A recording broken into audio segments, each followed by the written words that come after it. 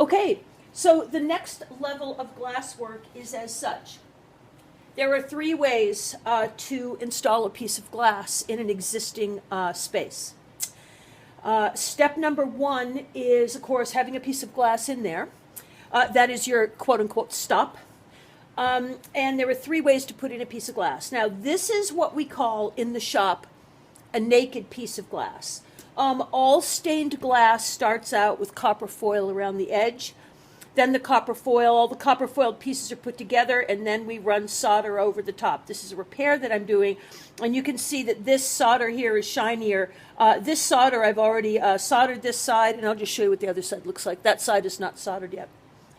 This window has what we call naked edges, meaning that when we foil a piece of glass, we foil the whole piece. We don't just foil 3/4 of the way around. And so this piece of glass has a naked edge. And one of the deficiencies of a naked edge is the following. First of all, this hasn't been washed yet. After this is washed 3 or 4 times, this copper foil is going to want to peel off from the edge. It's just the nature of water and sticky. Just think Band-Aid in a bathtub, right?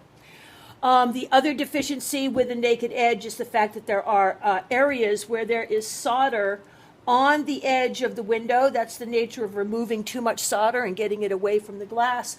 So in the big picture, when you're doing a window like this with naked edges, where the assumption is that these naked edges are going to be covered up and they're not going to be seen from either direction.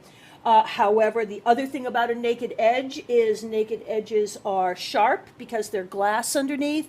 And as the foil comes off, we don't refoil it. There's no need to do that because, again, it's going to be covered up with something, another mullion, a mullion or a stop or a secondary molding.